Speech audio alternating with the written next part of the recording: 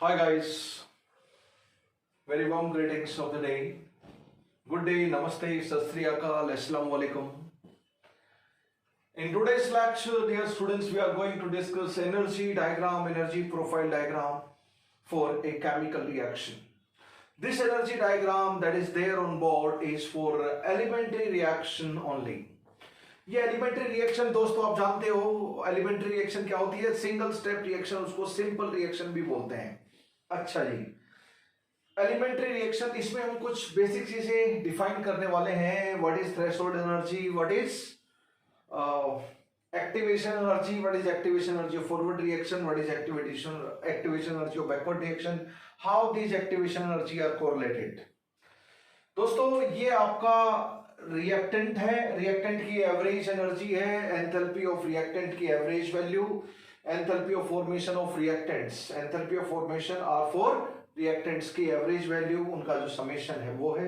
ये है enthalpy of formation of products. Enthalpy of formation of products ये हो गया एंथैल्पी ऑफ फॉर्मेशन, ये हो गया products, P for products. Final जो वैल्यू है ये है। तो रिएक्टेंट की एनर्जी और प्रोडक्ट की एनर्जी, इसको आप enthalpy of reactant, enthalpy of product ऐसे भी लिख सकते हो, नॉट ए प्रॉब्लम। ऐसे भी हम कुछ तो वैल्यू होगी ऑन एन एवरेज रिएक्टेंट की एंथैल्पी की और प्रोडक्ट की एंथैल्पी की। देखो बच्चों, किसी भी केमिकल रिएक्शन में इनिशियल स्टेट होता है रिएक्टेंट और फाइनल स्टेट होता है प्रोडक्ट। रिएक्टेंट की एनर्जी, एवरेज एनर्जी ये है, ये potential energy versus reaction progress. हम लोग जानते हैं, अर्गेनियस थ्योरी में पढ़ चुके हैं, रिएक्शन जैसे जैसे प्रोग्रेस करती है तो पहले रिएक्टेंट होते हैं कोलाइड करके ट्रांजिशन स्टेट, दूसरा रिएक्शन कोऑर्डिनेट बनाते हैं और फाइनली प्रोडक्ट बनाते हैं उस एलिमेंट्री स्टेप के। अगर एलिमेंट्री स्टेप है तो एलिमेंट्री रिएक्शन है तो फाइनल प्रोडक्ट ही बन जाएंगे एक ही स्टेप में। तो हम एलिमेंट्री रिएक्शन का एनर्जी डायग्राम देख रहे हैं। तो एलिमेंट्री रिएक्शन में एक स्टेप होता है तो एक ट्रांजिशन स्टेट होगी। हम लोग पढ़ चुके हैं, अगर कॉम्प्लेक्स रिएक्शन n स्टेप की है तो उसमें n ट्रांजिशन स्टेट होते हैं और n-1 इंटरमीडिएट्स होते हैं। दोस्तों this is enthalpy of reactant, average value, enthalpy of product. सबसे पहली चीज, ये एंथैल्पी ऑफ रिएक्टेंट है, ये एंथैल्पी ऑफ प्रोडक्ट है। प्रोडक्ट की एंथैल्पी कम है रिएक्टेंट से, प्रोडक्ट की एंथैल्पी कम है रिएक्टेंट से, तो प्रोडक्ट की एंथैल्पी कम है तो मतलब कुछ एनर्जी रिलीज होगी केमिकल रिएक्शन में, तो यानी कि रिएक्शन एक्सोथर्मिक है। इस तरह अगर प्रोडक्ट की एनर्जी कम है रिएक्टेंट से तो अब एनर्जी प्रोडक्ट में कम रह गई, फाइनल स्टेट में कम रह गई, तो कुछ हीट एनर्जी रिलीज होगी, तो हम बोलेंगे हीट ऑफ रिएक्शन कुछ ना कुछ नेगेटिव वैल्यू है, that means it is exothermic. अगर ये प्रोडक्ट की एनर्जी आपकी ऐसी होती, ऊपर होती प्रोडक्ट की एनर्जी, यहां पर होता प्रोडक्ट, तो हम बोलते हैं कि रिएक्टेंट की एनर्जी से प्रोडक्ट की एनर्जी ज्यादा है, तो कुछ ना कुछ एनर्जी गेन की हुई होगी, तभी फाइनल स्टेट पे एनर्जी ज्यादा है रिएक्शन के पास, रिएक्शन के फाइनल प्रोडक्ट है उनके पास, तो हम बोलेंगे कुछ ना कुछ एनर्जी एब्जॉर्ब की हुई होगी और हम बोलेंगे जिस रिएक्शन में एनर्जी एब्जॉर्ब होती है उसको एंडोथर्मिक रिएक्शन। तो सबसे पहली चीज एनर्जी डायग्राम देखते ही आपके दिमाग में ये समझ में आना चाहिए, you need to understand कि given energy profile diagram is for endothermic reaction or exothermic reaction, as simple as that। अगर प्रोडक्ट की एनर्जी ज्यादा है रिएक्टेंट की एनर्जी से तो हम बोलेंगे एंडोथर्मिक रिएक्शन है। ये एनर्जी डायग्राम फिलहाल एंडोथर्मिक रिएक्शन का है। और प्रोडक्ट की energy as it was shown earlier, product की एनर्जी रिएक्टेंट की एनर्जी से आपकी कम है तो हम बोलेंगे it is exothermic reaction, it is exothermic reaction. पहली चीज तो ये हो गई एनर्जी डायग्राम से। नाउ दो तीन टर्म है, एक होती है threshold energy, please listen to me carefully. एक होती है थ्रेशोल्ड एनर्जी, दूसरी होती है एक्टिवेशन एनर्जी।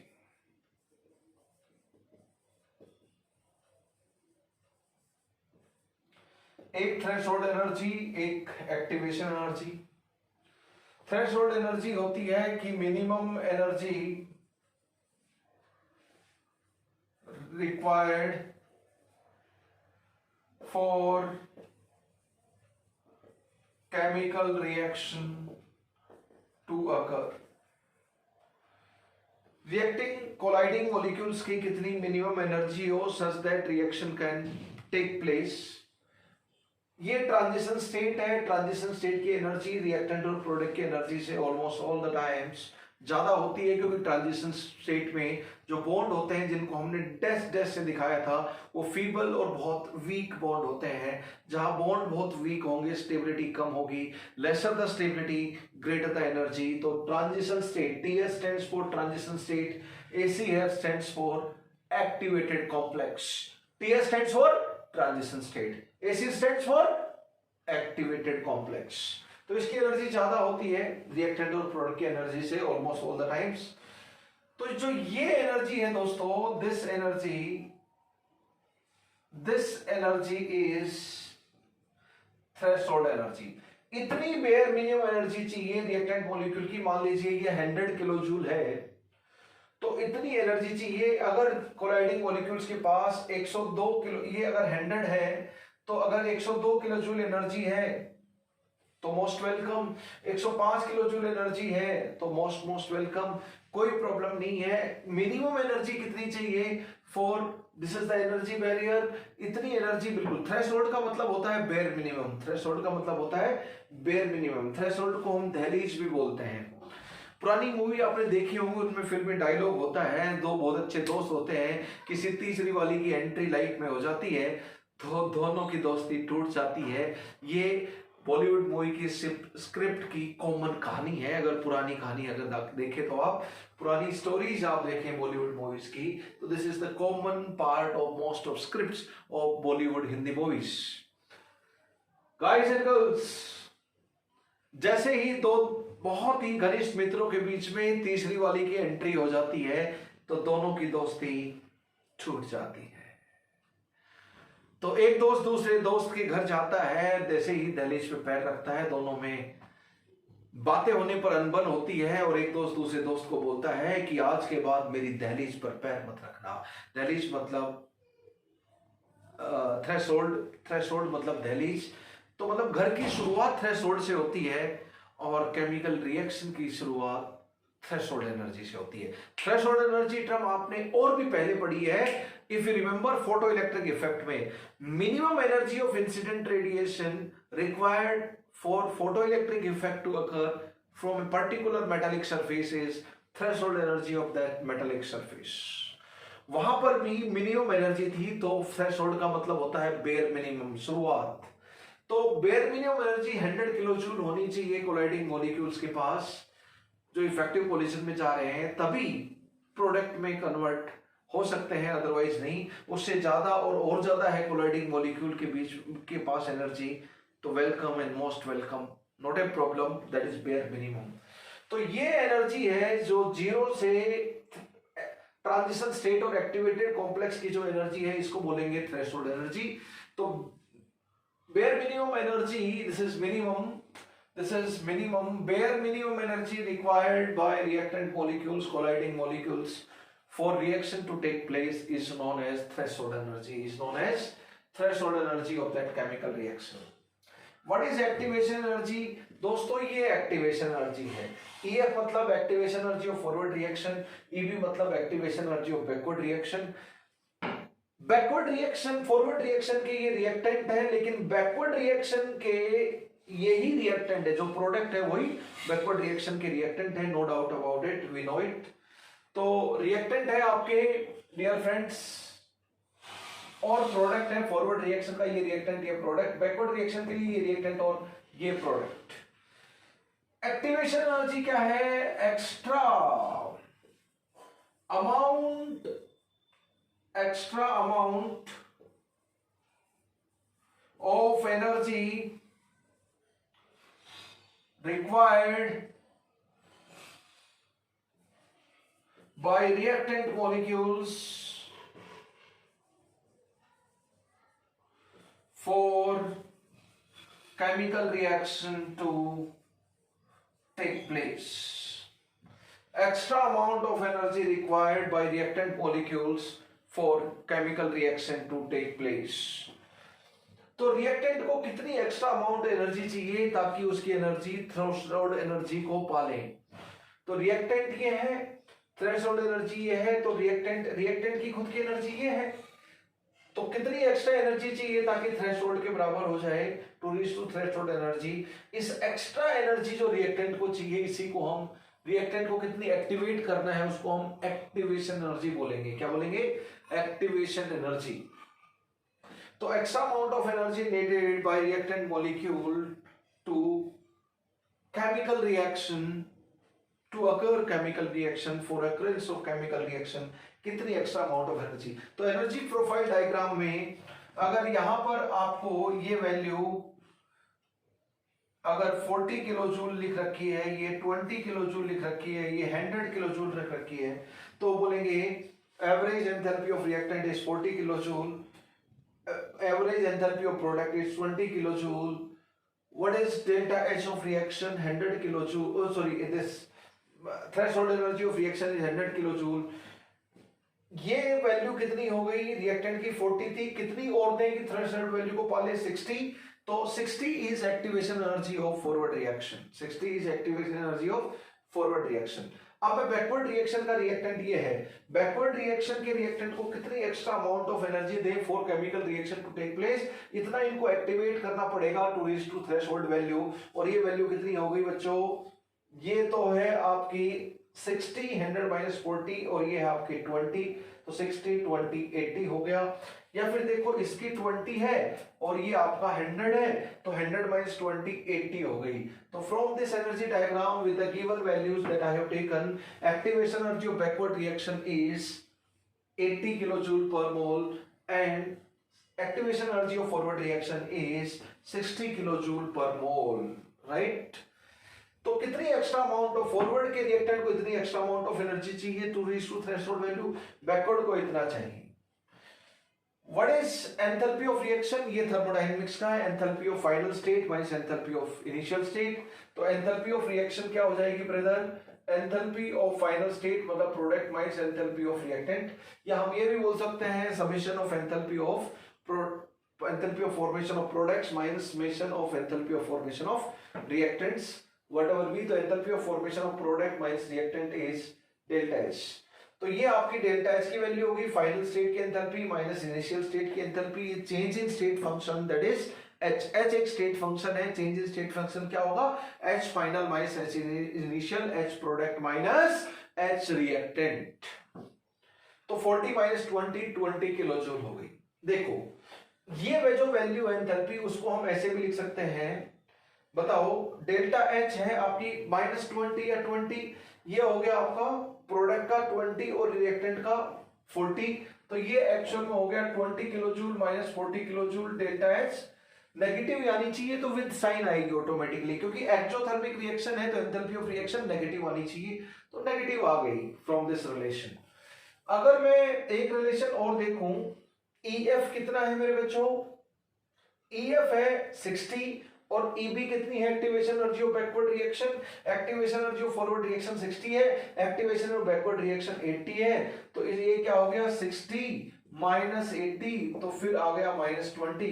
बड़े प्यार से हम लोग देख सकते हैं कि this energy minus this energy is equal to this, तो EF माइनस EB ये एनर्जी जो है प्लस ये एनर्जी इज इक्वल टू ये एनर्जी हो जाएगा बाई मैग्नीट्यूड, यस और नो, या साइन के साथ हम चाहते हैं तो छोड़ this value minus this value करेंगे तो डेल्टा आ जाएगा अपने आप साइन के साथ। EF minus EB activation energy of forward reaction minus activation energy of backward reaction, ये रिलेशन भी आपको ध्यान होना चाहिए। ये वाले रिलेशन तो थर्मोडायनेमिक्स से हम लोग जानते हैं, we have studied in 11th standard, enthalpy of final state minus enthalpy of initial state.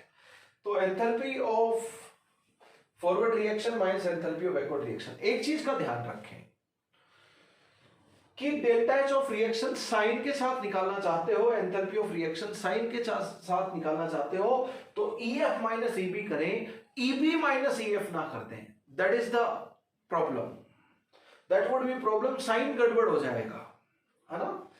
EF minus EB करें तभी साइन के साथ डेल्टा एच की वैल्यू आपकी आएगी, activation energy of forward reaction minus activation of backward reaction EF minus EB, उल्टा कर दोगे तो मॉडुलस तो सही आ जाएगा लेकिन साइन गड़बड़ हो जाएगा, और हमें साइन डायरेक्टली चाहिए तो EF माइनस EB डायरेक्टली आप ध्यान रखें।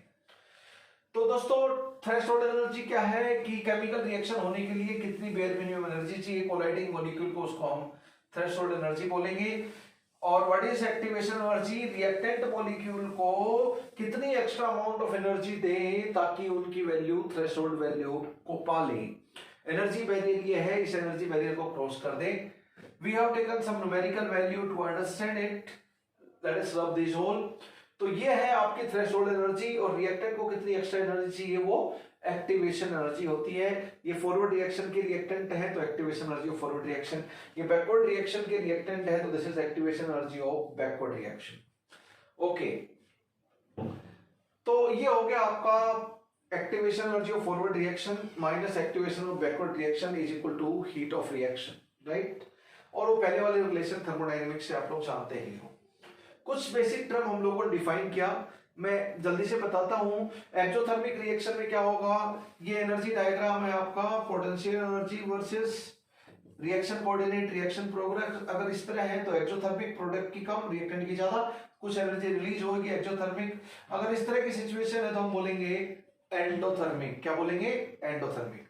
अगर रिएक्शन इरिवर्सिबल है तो बैकवर्ड रिएक्शन का कोई मतलब नहीं है, उसकी एक्टिवेशन एनर्जी के बारे में बात करने का भी कोई मतलब नहीं है। सिर्फ एक्टिवेशन एनर्जी ए की है तो हम EA लिख देते हैं एक्टिवेशन एनर्जी को, जैसा कि आपने आर्हेनियस इक्वेशन में लिखा था e⁻⁻ EA/RT। अब हम बात करते हैं कि मिनिमम एक्टिवेशन एनर्जी की वैल्यू क्या हो सकती है। ये एंडोथर्मिक रिएक्शन है, ये क्या है आपके प्रोडक्ट, और ये क्या है आपका रिएक्टेंट, और ये क्या हो गया दोस्त, delta H of reaction. Delta H positive होगा क्योंकि एंडोथर्मिक है, H प्रोडक्ट ज्यादा है, H रिएक्टेंट कम है। What is the value of minimum value of activation energy for endothermic reaction, minimum value of activation energy किसके लिए, फॉर एंडोथर्मिक रिएक्शन कितनी हो जाएगी दोस्तों मिनिमम वैल्यू। देखो बच्चों, एक्टिवेशन एनर्जी की ये आपका डेल्टा H ऑफ रिएक्शन है। मिनिमम वैल्यू क्या हो सकती है, मान लीजिए एक्टिवेशन एनर्जी और कम हो गई, मिनिमम कर रहे हैं, एक्टिवेशन एनर्जी और कम हो गई, इससे कम एक्टिवेशन एनर्जी हो सकती है नहीं। एक्टिवेशन एनर्जी की बाउंड्री कंडीशन ये है, तो इस कंडीशन में प्रोडक्ट यही हो गए, रिएक्टेंट यही हो गए, तो जो डेल्टा H है उससे कम तो हो नहीं सकती, ऐसे तो हो नहीं सकती, ये सुनो, क्योंकि प्रोडक्ट इधर है तो फिर ऐसे थोड़ी ना जाएगा। व्हाट आई मीन टू से, किसी एलिमेंट्री स्टेप को हम बोलेंगे एंडोथर्मिक है तो उस स्टेप के लिए, जो एलिमेंट्री रिएक्शन के लिए एक्टिवेशन एनर्जी की जो मिनिमम वैल्यू होगी that is equal to enthalpy of reaction. Directly objective आपको क्वेश्चन पूछेंगे, एंथैल्पी ऑफ रिएक्शन किसी एक या दूसरे मीन से आप लोग निकाल लोगे और आपसे पूछेंगे कि what is the minimum value of activation energy of this reaction. तो अगर एंडोथर्मिक रिएक्शन है मेरे बच्चों तो minimum energy of activation of reaction is equal to enthalpy of reaction, is equal to enthalpy of reaction. Let us talk about, इससे कम नहीं हो सकती, हमने ज्यादा है थोड़ी कम की और कम की, सबसे कम कर दी, इससे कम हो नहीं सकती, तो बाउंड्री कंडीशन ये है जहां एक्टिवेशन एनर्जी डेल्टा H के बराबर हो सकती है, तो इससे छोटी हो नहीं सकती एक्टिवेशन एनर्जी। ओके, अब हम एक्सोथर्मिक रिएक्शन के लिए अगर बात करें तो एक्सोथर्मिक का जल्दी से एनर्जी डायग्राम आप कैसे बना लोगे, एक्सोथर्मिक है तो एनर्जी डायग्राम कैसे बना लोगे मेरे बच्चों जल्दी से। प्रोडक्ट की एनर्जी ऐसे रखो, रिएक्टेंट की एनर्जी ऐसे आप रखोगे, तो डेल्टा H ऑफ रिएक्शन कितना हो जाएगा, इस बार ये हो जाएगा डेल्टा H ऑफ रिएक्शन। बताओ क्या हो सकता है, अगर एक्टिवेशन एनर्जी कम करें तो ऐसे हो सकता है, और कम करें तो भी इतनी और कम हो गई। एक्टिवेशन एनर्जी को मिनिमाइज करना है। अगर हम यही कंडीशन ले लें डायरेक्टली, यानी कि रिएक्टेंट ये है और प्रोडक्ट ये है, तो कुछ एक्टिवेशन एनर्जी चाहिए ही नहीं जब रिएक्टेंट यही है। जैसे हमने पढ़ा था, ऐसा कब होता है जब एक्टिवेशन एनर्जी जीरो होती है? रेडिकल कॉम्बिनेशन रिएक्शन में। रेडिकल कॉम्बिनेशन रिएक्शन में एक्टिवेशन एनर्जी जीरो होती है। तो इस केस में एक्टिवेशन एनर्जी की मिनिमम वैल्यू, ज्यादा एक्टिवेशन एनर्जी थोड़ी कम की और कम की, और ये आपकी बाउंड्री कंडीशन हो गई। यहां पर एक्टिवेशन एनर्जी क्या हो जाएगी? आपकी जीरो हो जाएगी, घटी और घटी और घटी, और यहां पर इतनी एक्टिवेशन एनर्जी, लेकिन इस बार एक्टिवेशन एनर्जी क्या हो गई? जीरो हो गई। I am talking about this case. If clarity of diagram is needed, you can see here.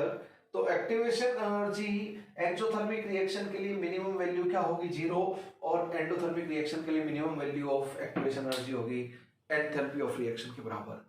तो डायरेक्टली आपको ऑब्जेक्टिव में क्वेश्चन पूछेंगे, आप इस एनर्जी डायग्राम से भी बहुत प्यार से समझ सकते हो। What is the minimum value of activation energy for endothermic reaction? Delta H of reaction के बराबर। What is minimum value of activation energy of exothermic reaction? Is equal to zero. You can use it. दोस्तों हम लोग बात करते हैं, ये तो एलिमेंट्री रिएक्शन का हो गया। ये किसका हो गया? एलिमेंट्री रिएक्शन का एनर्जी डायग्राम हो गया। एलिमेंट्री रिएक्शन का एनर्जी डायग्राम हो गया। अगर मैं एनर्जी डायग्राम कॉम्प्लेक्स रिएक्शन का देखूं, for complex reaction energy diagram, तो let me clear it first. Reactant ये है आपका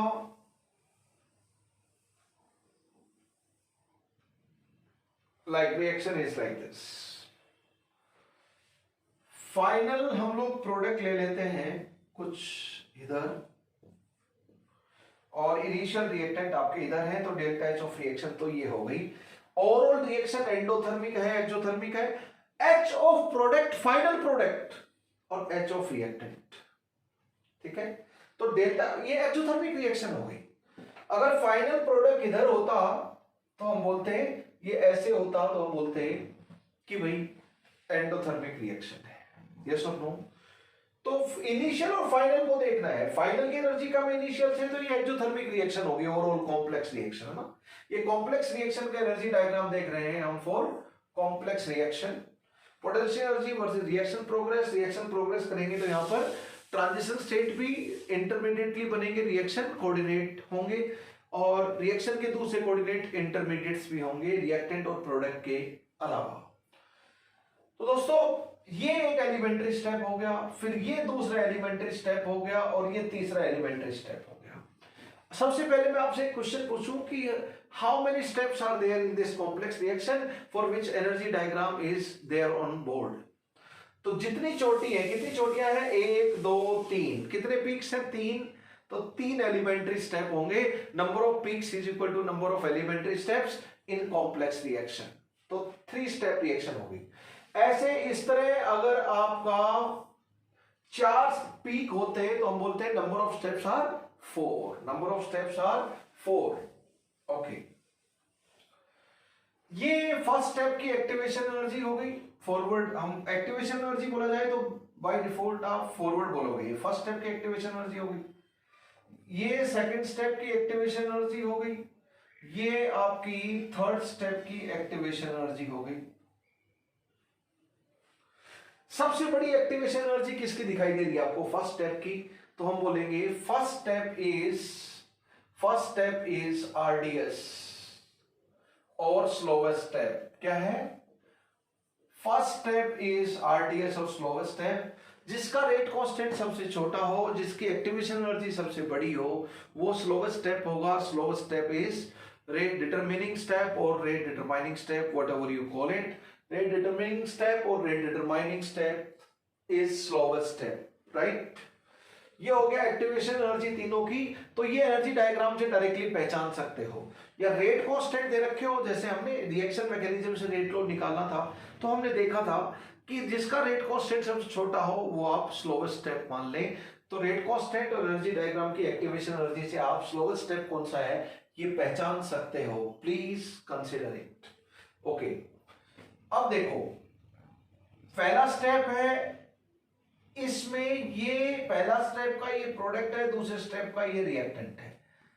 वो क्या होता है, जो एक एलिमेंट्री स्टेप में बने और नेक्स्ट एलिमेंट्री स्टेप में कंज्यूम हो जाए, इंटरमीडिएटली बनता हो, उसको हम रिएक्शन इंटरमीडिएट बोलते हैं। तो ये इंटरमीडिएट 1 हो गया, I1 मतलब इंटरमीडिएट 1। सेकेंड स्टेप का ये प्रोडक्ट है और थर्ड स्टेप का ये रिएक्टेंट है, तो ये हो गया इंटरमीडिएट 2। तो जो एकदम रिएक्टेंट और प्रोडक्ट को छोड़कर जो घाटियां होती हैं, है ना, जो घाटियां होती हैं, ठीक है, जो क्रस्ट पीक होते हैं वो ट्रांजिशन स्टेट को, ये फर्स्ट स्टेप का ट्रांजिशन स्टेट है, ये सेकंड स्टेप का ट्रांजिशन स्टेट है, ये थर्ड स्टेप का ट्रांजिशन स्टेट है, ठीक है। और ये फर्स्ट और सेकंड स्टेप, फर्स्ट स्टेप यहां से यहां तक, सेकंड स्टेप यहां से यहां तक, एक एलिमेंट्री स्टेप का ऐसे होता है। तो ऐसे ऐसे कितने हो गए, एक स्टेप, 2 स्टेप, 3 स्टेप, डायरेक्टली पहचान सकते हो। तो कितने इंटरमीडिएट हो गए, एक और एक 2, कितने ट्रांजिशन स्टेट, 3। 3 स्टेप रिएक्शन थी तो 3 ट्रांजिशन स्टेट हो गए, 2 रिएक्शन इंटरमीडिएट्स हो गए। अगर n स्टेप की रिएक्शन होगी तो n number of transition state और एक्टिवेटेड कॉम्प्लेक्सेस होंगे एंड n-1 इंटरमीडिएट्स होंगे। रिएक्टेंट और फाइनल प्रोडक्ट से ओवरऑल रिएक्शन एक्सोथर्मिक है, एंडोथर्मिक है, वो आप देख सकते हो। अगर दोस्तों, अगर मैं इस एनर्जी डायग्राम को मैं थोड़ा सा ऐसा बना दूं,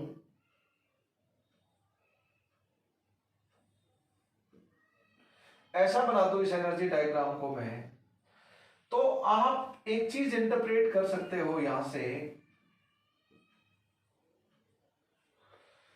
कि सेकंड स्टेप है ना वो रिवर्सिबल नेचर का है। Second step is quite a significant reversible in nature. क्यों? क्योंकि जैसे ट्रांजिशन स्टेट बना, जितनी एनर्जी फॉरवर्ड रिएक्शन के लिए चाहिए उतनी ही एनर्जी इसके बैकवर्ड के लिए चाहिए। तो ये इधर भी जा सकता है, इधर भी जा सकता है, किधर भी एनर्जी के हिसाब से कुछ फायदा नहीं है, बराबर सिचुएशन है। तो व्हाट आई मीन टू से, इस तरह जब रिएक्टेंट और प्रोडक्ट के किसी एनर्जी बिल्कुल आसपास हो तो वो स्टेप रिवर्सिबल नेचर का स्टेप होने के चांसेस बहुत ज्यादा हैं।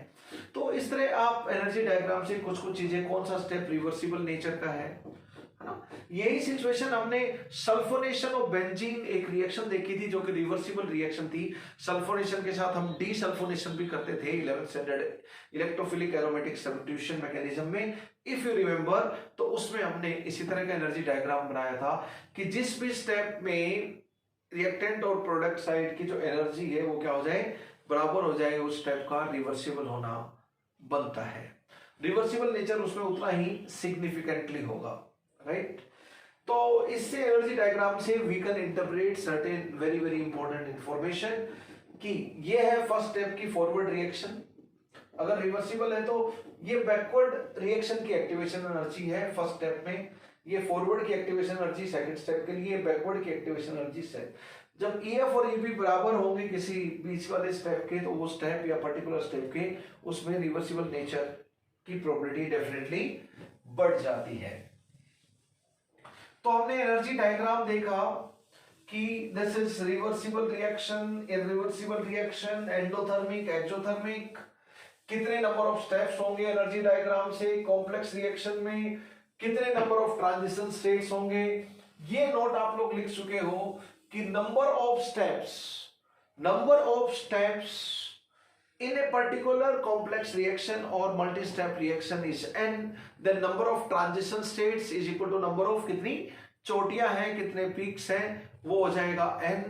और जितनी घाटियां हैं, जितने ट्रफ हैं, बॉटम पॉइंट हैं, जितने आपके मिनिमा है, इधर जितने मैक्सिमा है, उसको आप लोग बोल दोगे मैथमेटिक्स की लैंग्वेज में ट्रांजिशन स्टेट है, और जितने मिनिमा है उसको हम बोल देंगे इंटरमीडिएट्स हैं। As simple as that. Basic mathematics में आप लोग ये चीजें पढ़ते हो, medical and non medical both student, that's why I use this terminology. या जितनी चोटियां हैं वो ट्रांजिशन स्टेट हो गई, और जितनी घाटियां हैं उतना आपका इंटरमीडिएट्स हो गए। कंक्लूजन इज एन स्टेप की एलिमेंट्री रिएक्शन है। तो बताओ कितने नंबर ऑफ ट्रांजिशन स्टेट, बताओ कितने number of transition state, N. कितने नंबर ऑफ इंटरमीडिएट्स, n-1। चट्टे फट्टे 90 की डन। बहुत ही सिंपल एनर्जी डायग्राम से हम क्या क्या इंटरप्रेट कर सकते हैं, वी हैव सीन। अब जो मैंने डिस्कशन किया इसके ऊपर एनर्जी डायग्राम रिलेटेड आपको ऑब्जेक्टिव क्वेश्चंस मिलेंगे। अब हम थोड़ी बात और आगे बढ़ाते हैं। Effect of temperature on rate और rate of reaction we already discuss. Second is effect of addition of catalyst. Effect of addition of catalyst. Catalyst क्या करता है? कैटलिस्ट रिएक्शन के पाथ को ही चेंज कर देता है। कैटलिस्ट दो तरह के होते हैं, एक positive catalyst and second is negative catalyst.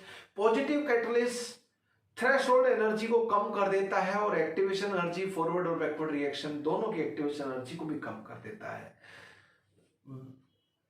यानी कि activation energy in presence of catalyst is less than activation energy of the same reaction in absence of that catalyst, यानी कि विदाउट कैटलिस्ट। अब किससे कंपेयर कर रहे हैं वो बात है ना।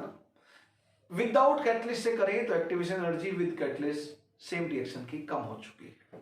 ओके, अब हम बात करें effect of addition of catalyst. Reaction path को चेंज कर देता है, अच्छा जी, पर इनिशियल स्टेट और फाइनल स्टेट को चेंज नहीं करता। नेचर ऑफ रिएक्टेंट और नेचर ऑफ प्रोडक्ट को, उनके अमाउंट को चेंज नहीं करता। आप लोग जानते हो, we have studied already. Equilibrium state भी वही रहती है, बट हम लोगों ने केमिकल इक्विलिब्रियम में पढ़ा था, मान लीजिए कोई पर्टिकुलर रिएक्शन है, उतना ही रिएक्टेंट की अमाउंट लेके चले और इक्विलिब्रियम अचीव हुआ पर्टिकुलर अमाउंट लेकर। इक्विलिब्रियम पे रिएक्टेंट प्रोडक्ट की कुछ तो फिक्स कॉन्सेंट्रेशन होती है, डेफिनेट कॉन्सेंट्रेशन, वो अचीव होगी। अब 30 मिनट में के बाद इक्विलिब्रियम स्टेट अचीव हुई। It took time 30 minutes from the very beginning of reaction to reach to equilibrium state. अब वही रिएक्शन उतने ही अमाउंट ऑफ रिएक्टेंट के साथ स्टार्ट की, लेकिन इस बार कैटलिस्ट ऐड कर दिया। कैटलिस्ट इफेक्टिवली रिएक्शन में कंज्यूम नहीं करता, रिएक्शन में टेक पार्ट करता है, पर effectively it regenerates itself with the formation of final products. Yes और नो? तो कैटलिस्ट क्या होता है? Catalyst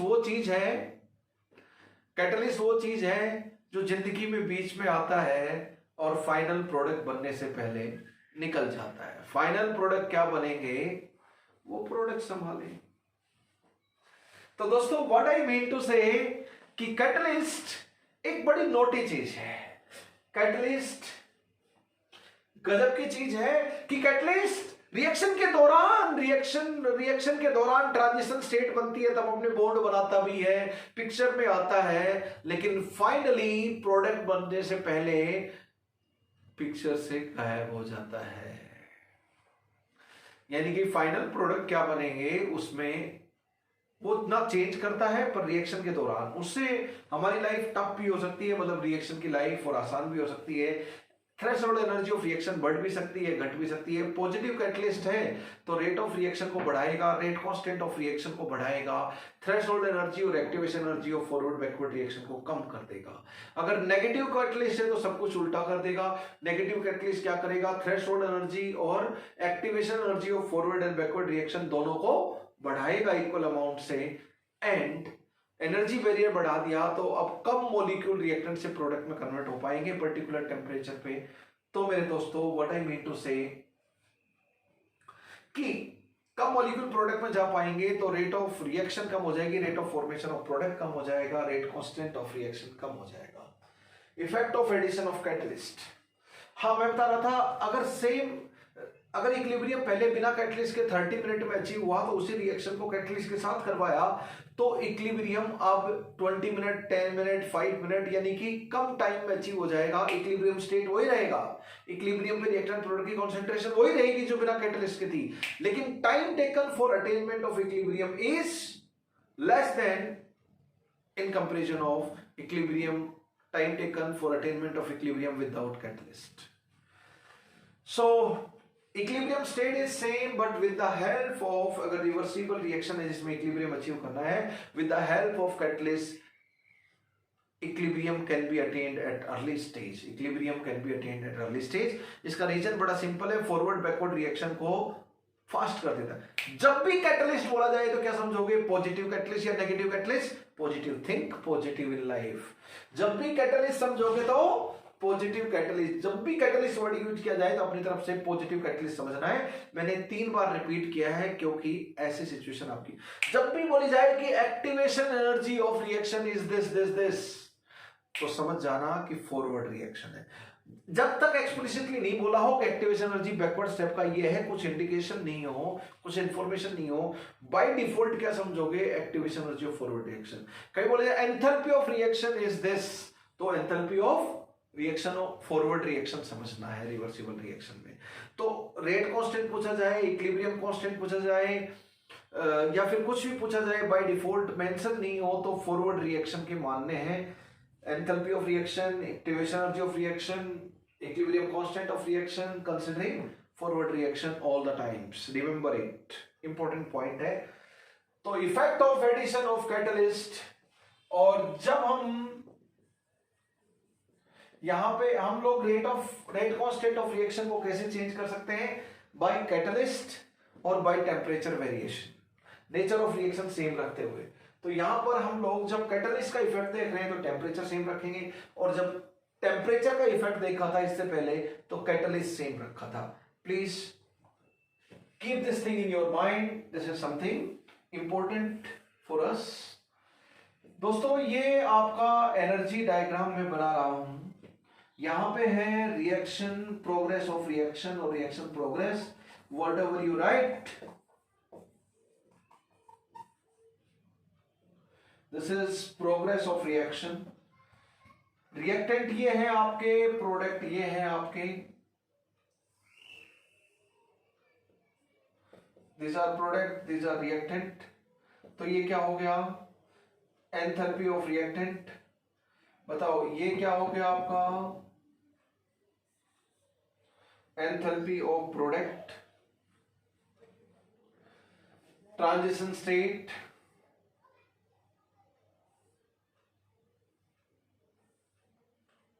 okay fine, let me extend it from this way, okay।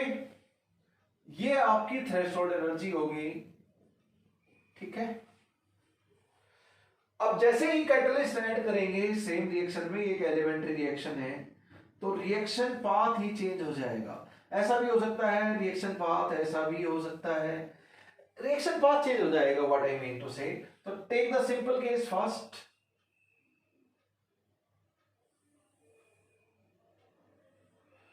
जैसे आपने कैटलिस्ट ऐड किया तो रिएक्शन पाथ चेंज हो गया। अब देखो, यानी कि थ्रेशोल्ड एनर्जी क्या हो गई, ये पॉजिटिव कैटलिस्ट है। क्या है, पॉजिटिव कैटलिस्ट। अगर नेगेटिव कैटलिस्ट होता तो रिएक्शन पाथ ऐसा हो जाता, कैसा हो जाता, रिएक्शन पाथ ऐसा हो जाता। अब देखो, without catalyst activation energy of forward reaction कितनी है ब्रदर, ये है। Without catalyst activation energy of backward reaction कितनी है ब्रदर, ये। This is energy diagram, this is the reaction path without catalyst, and this is the energy diagram with use of catalyst in the reaction, with use of catalyst in the reaction, with use of catalyst in the reaction, okay। अब देखो, delta H of reaction हमने कैसे देखी थी, delta H of reaction क्या थी हमारी, enthalpy of reactant वही है, प्रोडक्ट वही है, लेकिन पाथ अलग हो गया in the presence of catalyst. तो क्या हो गया, activation energy forward backward reaction की घट गई, इन प्रेजेंस ऑफ कैटलिस्ट क्या हो गया, एक्टिवेशन एनर्जी। अब इन presence of catalyst activation energy आपकी हो गई EFC बोल देते हैं। EF मतलब activation energy of forward reaction, C for catalyst. अगर कैटलिस्ट की प्रेजेंस में हम बैकवर्ड रिएक्शन की एक्टिवेशन एनर्जी बोले तो ये हो गया activation energy of backward reaction, ठीक है। Activation energy of backward reaction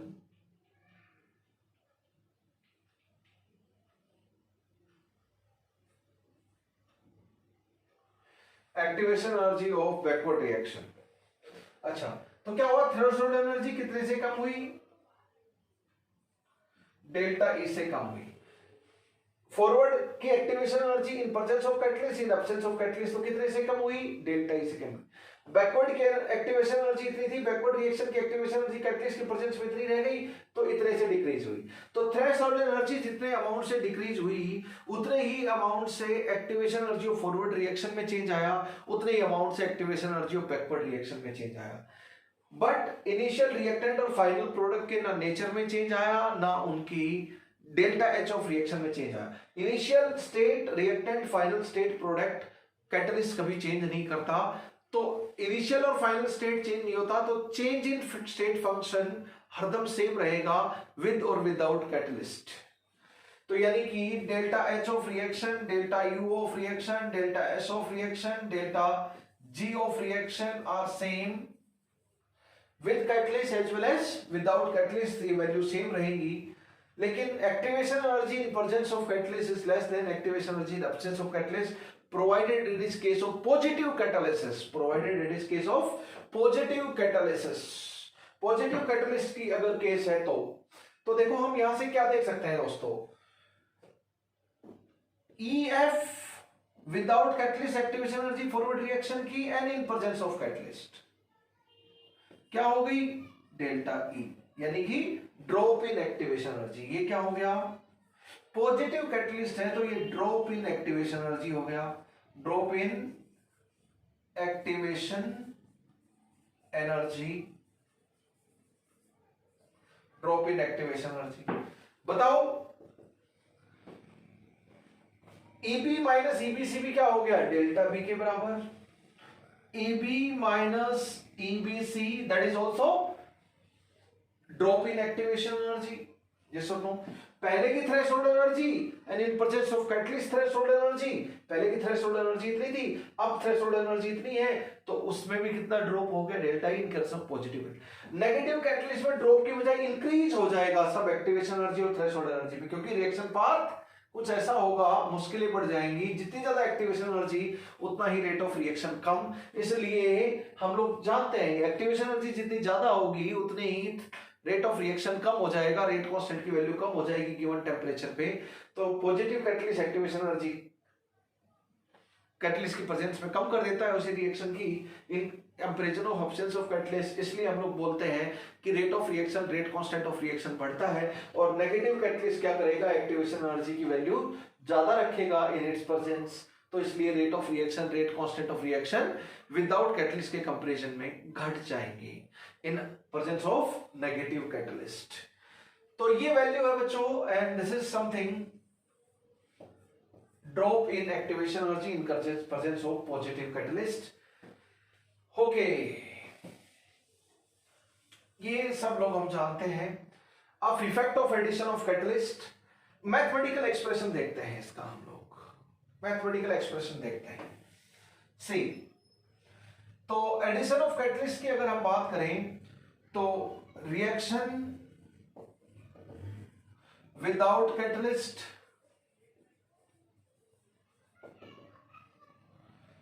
हम K is equal to A e raise to power minus EA by RT use करते हैं, and reaction in presence of catalyst. अच्छा जी, दोबारा से आरएमएस इक्वेशन हम लोग यूज करेंगे। एक चीज का ध्यान रखना,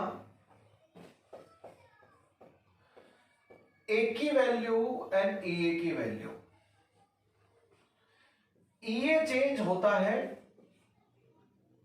और A चेंज नहीं होता ऑन एडिशन ऑफ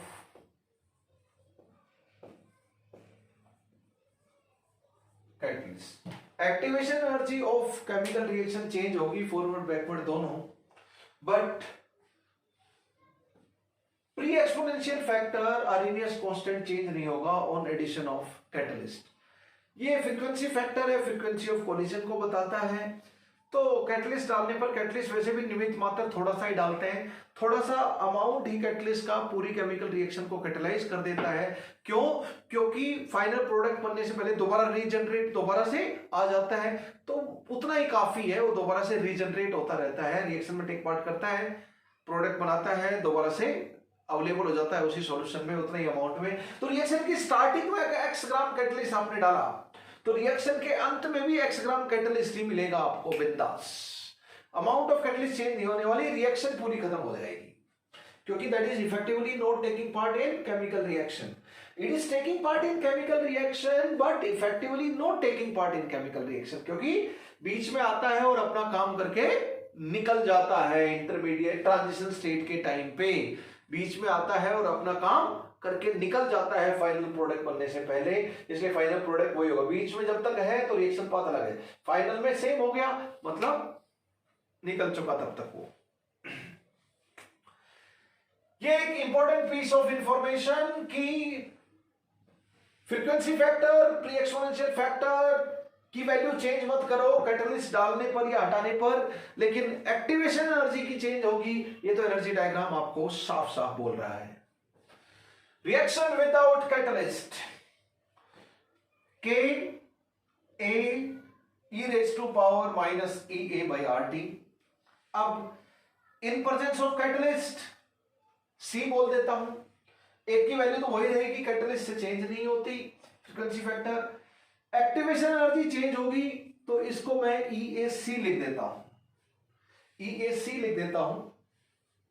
KF होगा, फॉरवर्ड का रेट कांस्टेंट होगा तो ये EF होगा और ये EFC होगा, ठीक है। बैकवर्ड होगा तो बैकवर्ड के लिए होंगे, पर एक पर्टिकुलर इरिवर्सिबल रिएक्शन के लिए बोल देते हैं हम लोग, रिएक्टेंट से प्रोडक्ट पर्टिकुलर इस रिएक्शन के लिए। तो इन presence of catalyst, in absence of catalyst, ये दो रिएक्शन हो गई, रिएक्शन 1 एंड रिएक्शन 2। अब अगर इनके साथ कुछ मैथमेटिकल ऑपरेशन करें, if we do 2 divide by 1, क्योंकि हम इसको लॉगरिथमिक फॉर्म में सुंदर से फॉर्मूला की फॉर्म में लिखना चाहते हैं, so that it can be applied while doing the numericals. तो दोस्तों 2 डिवाइड बाई 1 हम करें तो KC बाई K हो गया, A के साथ खेलने चला गया, ये कितना आ गया आपका 2 डिवाइड बाई 1 किया तो E raise to power activation energy in presence of catalyst, active energy, absence of catalyst divided by RT। तो ये कितना आ गया KC बाई K। टेम्परेचर वही है, टेम्परेचर इज केप्ट कांस्टेंट, सिर्फ इफेक्ट ऑफ कैटलिस्ट देख रहे हैं तो क्या आ जाएगा EAC माइनस 2 डिवाइड बाई 1 करेंगे तो EAC minus EA। Delta E कितना है आपका, यहां से ये हो गया आपका EA, ये हो गया आपका EAC। तो डेल्टा ई को हम क्या लिख सकते हैं EA माइनस EAC, यस और no. Activation energy without catalyst minus activation energy in presence of catalyst, right. K is equal to A e raised to power minus EA by RT, ये presence of catalyst हो गया, absence of catalyst होगा। 2 divide by 1 किया तो ये minus sign इधर जरूर रहेगा, वो प्लस में हो जाएगा। तो मैं इसको माइनस साइन को हटा देता हूं, यहीं पे मैं क्या करता हूं EA माइनस EAC कर देता हूं, ठीक है दोस्त। इस चीज को आप सुंदर तरीके से लिखना चाहो तो delta E drop in activation energy in presence of catalyst भी लिख सकते हो इफ यू विश। तो इसको क्या लिख सकते हो सुंदर तरीके से, ड्रॉप इन एक्टिवेशन एनर्जी। लेकिन दोस्तों ये तो एक्सपोनेंशियल फॉर्म में है, कैलकुलेशन एक्सपोनेंशियल फॉर्म में नहीं की जाती है, ज्यादा कन्वीनियंट होता है कैलकुलेशन को करना इन लॉगरिथमिक फॉर्म। तो taking natural log both side, हम LL ले ले दोनों साइड, तो मेरे दोस्तों ये KC बाई K हो जाएगा, ये हो जाएगा डेल्टा E बाई RT। थोड़ा सा और अल्टरेशन करते हैं, LN को क्या लिख सकते हैं 2.303 log कॉमन log हो जाएगा बेस 10 वाला this. So very convenient form we got. Rate constant in presence of catalyst, rate constant in absence of catalyst is equal to drop in activation energy divided by 2.303 RT. यहाँ पे साफ साफ ये पता चल रहा है कि टेम्परेचर एक ही रखा है, नहीं तो दो टेम्परेचर है तो T1 T2 की बात करते हैं, सिर्फ कैटलिस्ट का इन्फ्लुएंस है यहाँ पर और कुछ नहीं है. And what is this? Activation energy in absence of catalyst and activation energy in presence of catalyst is delta E. बस ध्यान रखना इस चीज को हम क्या लिख सकते हैं, rate of reaction in presence of catalyst divided by rate of reaction in absence of catalyst at same temperature. तो देखो एक इंपॉर्टेंट पॉइंट, ये फॉर्मूला तभी न्यूमेरिकल में यूज करना है जब सिर्फ कैटलिस्ट की प्रेजेंस और एब्सेंस की बात की गई हो लेकिन टेम्परेचर सेम रखा गया हो.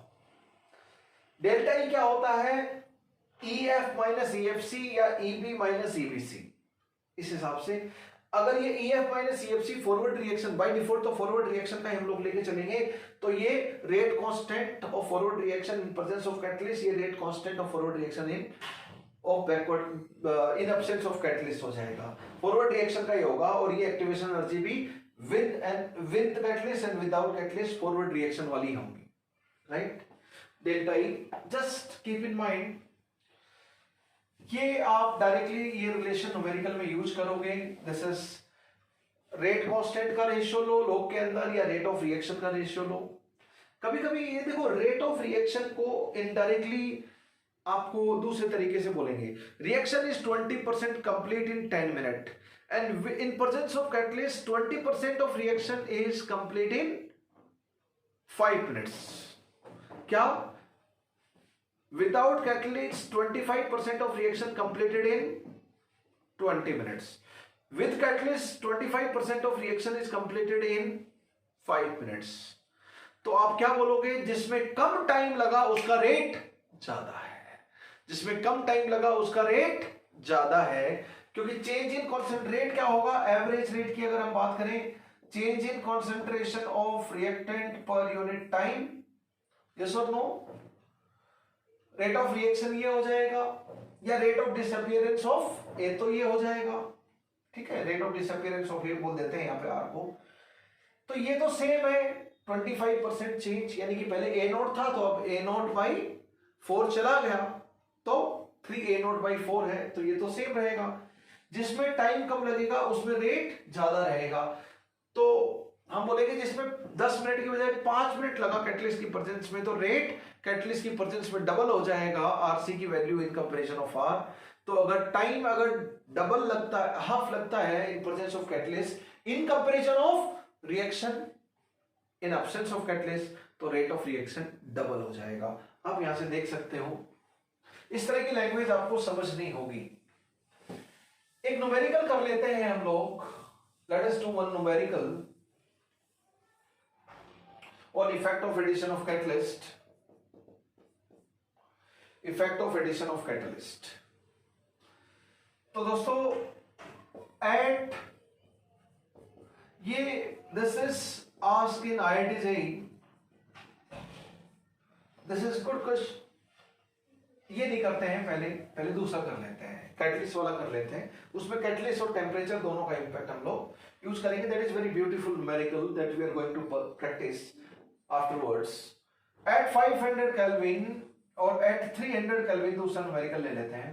At 300 Kelvin और 27 degree Celsius rate of reaction becomes 1000 times on addition of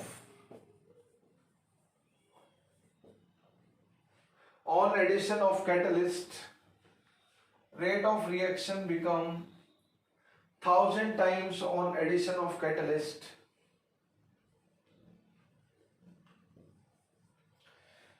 Rate of reaction becomes 1000 times on addition of catalyst.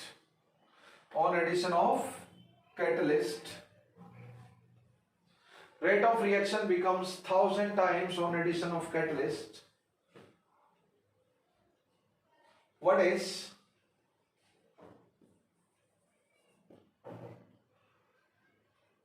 drop in activation energy of reaction on adding catalyst। Delta E की value हमें निकालनी है। Drop in activation energy मतलब delta E हमारे representation अनुसार, पहले activation energy इतनी थी, कैटलिस्ट की प्रेजेंस में इतनी है, तो ड्रॉप होगी अगर पॉजिटिव कैटलिस्ट है। तो रेट 1000 टाइम हो रहा है तो मतलब बढ़ रहा है, तो पॉजिटिव कैटलिस्ट ही होगा, इसमें कोई डाउट नहीं है। Let us do this question, यानी कि इफेक्ट ऑफ कैटलिस्ट है इस क्वेश्चन में। टेम्परेचर 300 केल्विन फिक्स है, तुरंत हमारे दिमाग में आ जाएगा एक relation RC by R, catalyst के प्रेजेंस में in absence of catalyst, drop in activation energy divide by 2.303 RT। Take care of units. इसकी वैल्यू कितनी दे दी, रेट कितना हो गया 1000 टाइम R हो गया, पहले R था तो R नहीं जाएगा पार। डेल्टा E आपको पूछा है, इसको 2.3 ले लेते हैं अप्रोक्सीमेटली, ये R है और टेम्परेचर की वैल्यू 300 केल्विन दे ही रखी है, तो ये हो गया 10⁻³ मतलब 3। तो दोस्तों डेल्टा E की वैल्यू कितनी हो गई 2.3 multiplied by 300 multiplied by 3R। अब R की वैल्यू और डेल्टा E की यूनिट एक दूसरे से इंटररिलेटेड है। R की वैल्यू फॉर एग्जांपल आप जूल में चाहते हो तो 25/3 पुट कर दो, डेल्टा ई जूल में आ जाएगी आपकी, यस और नो। किलो जूल में चाहते हो तो किलो जूल में पुट कर दो। आर की वैल्यू फॉर एग्जांपल मैं किलो जूल में चाहता हूं, तो what is the value of R in kilo joule 8.314, तो ये तो जूल में है, एसआई यूनिट में है, joule per mole per kelvin. अगर किलो जूल में चाहते हो तो क्या करोगे 1000। इस 8.314 को ही हम 25/3 अप्रोक्सीमेटली लिख लेते हैं जूल में, और किलो जूल में 1000 से डिवाइड करेंगे तो ये किलो जूल में आ जाएगी, this is in kilo joule. तो ये हर की वैल्यू हम लोग पुट कर देते हैं 25/3 10⁻³ आपका आंसर आ जाएगा किलो जूल पर मोल में। 3 हो गया फ्री, ये आ जाएगा 10⁻³ तो ये 0.3 हो जाएगा, 2.3 मल्टीप्लाइड बाय 3 मल्टीप्लाइड बाय 25, ये आ जाएगा आपका answer kilo joule per mole, and this will be around 17.5 kilo joule per mole. ये आपका आंसर आ गया ड्रॉप इन एक्टिवेशन एनर्जी का, ड्रॉप इन एक्टिवेशन एनर्जी। अगर आपको ये बोलते कि एक्टिवेशन एनर्जी विदाउट कैटलिस्ट ये थी, तो बताओ इन प्रेजेंस ऑफ कैटलिस्ट, ये हमें पता चल गया। ये मान लीजिए 100 किलो जूल दे रखी है फॉर एग्जांपल, तो ये क्या कितनी आ गई 17.5, तो इन प्रेजेंस ऑफ कैटलिस्ट कितनी एक्टिवेशन एनर्जी रह जाएगी, वो हम इस रिलेशन से निकाल सकते हैं बड़े प्यार से।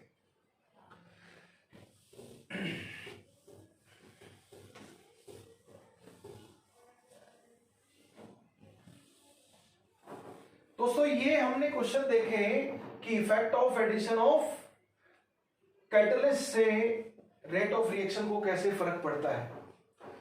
अब अभी तक जो हमने रिलेशन देखे हैं फॉर न्यूमेरिकल्स, फर्स्ट रिलेशन ये तो रामबाण है,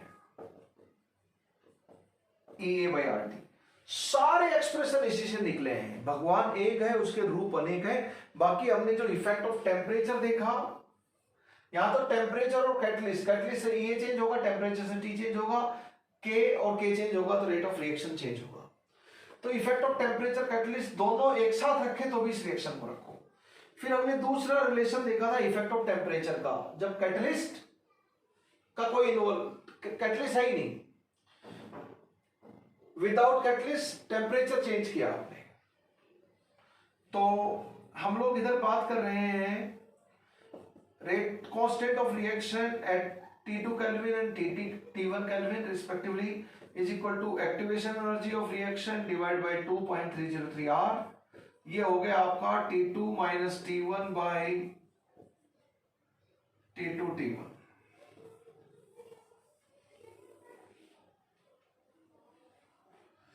ठीक है, ए और आर की एनर्जी यूनिट मिलनी चाहिए। ये कब क्या है, जब टेम्परेचर चेंज हो। इसको हम क्या लिख सकते हैं न्यूमेरिकल में, rate of reaction at T2 kelvin, rate of reaction at T1 kelvin. ठीक है, यहां पे हमने टेम्परेचर चेंज करके रेट ऑफ रिएक्शन पे इंपैक्ट देखा। Third is effect of addition of catalyst, delta E 2.303 RT। यहां पे है टेम्परेचर चेंज नहीं किया, बस कैटलिस्ट ऐड किया, इफेक्ट ऑफ कैटलिस्ट देख रहे हैं, पर टेम्परेचर सेम है। यहां पे टेम्परेचर चेंज कर रहे हैं, लेकिन कैटलिस्ट था तो था, और ना ऐड किया ना रिमूव किया। ठीक है ना, अगर नहीं था तो नहीं था, और था तो था।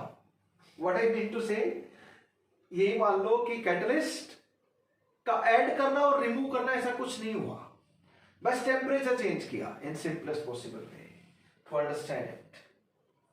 डेरिवेशन समझ सकते हो सारी चीजें, Kc बाई K, और इसको मैं क्या लिख सकता हूं for numerical, rate of reaction in presence of catalyst divide by rate of reaction in absence of catalyst. यहां पे टेम्परेचर एक ही है और यहां पे टेम्परेचर चेंज किया गया है, ये इफेक्ट ऑफ टेम्परेचर है। दोस्तों ये भी इसी से ही हमने डेरिवेशन किया था, थर्ड इक्वेशन भी इसी से ही हमने डेरिवेशन की थी। ठीक है, फिर हमने देखा था डेल्टा एच ऑफ रिएक्शन को क्या लिख सकते हैं, EF minus EB, activation energy of forward reaction minus backward reaction, EFC minus EBC भी लिख सकते हैं फ्रॉम एनर्जी डायग्राम। ये क्या है, EF माइनस EB, EF ये है, EB ये है, उनका डिफरेंस भी डेल्टा एच हो गया। EFC ये है और EB ये एनर्जी डायग्राम से, this minus this is also delta H. Drop in activation energy कितनी हो गई, that is EF minus EFC, EB minus EBC। ये drop in activation energy on addition of catalyst. ये सारी चीजें इसी की है, तो जो मेन इक्वेशन है वो ये है। यहां पे सिर्फ टेम्परेचर चेंज करने का इंपैक्ट देखा, rate and rate constant of reaction पे, यहां पे सिर्फ कैटलिस्ट का इफेक्ट देखा। टेम्परेचर कैटलिस्ट दोनों में कुछ इन्वॉल्वमेंट हो, दोनों का कुछ वेरिएशन हो, रेट ऑफ रिएक्शन पे इंपैक्ट हो, टेम्परेचर का भी कैटलिस्ट का भी, तो आप ओरिजिनल ये इक्वेशन यूज करोगे, क्योंकि भगवान एक है, उसके रूप अनेक है। सेकंड और थर्ड इक्वेशन इसी के ही अलग अलग अवतार है। पर्टिकुलर न्यूमेरिकल के हिसाब से हमने उस तरह के डेरिवेशन किए हुए हैं, पर न्यूमेरिकल जहां तक कॉमन न्यूमेरिकल देखोगे मेरे बच्चों, सबसे ज्यादा इक्वेशन 2 फॉर्मूला 2 यूज होगा। Maximum use is of equation 2, no doubt about it. Okay, तो सबसे काम की इक्वेशन है वो इक्वेशन 1 है।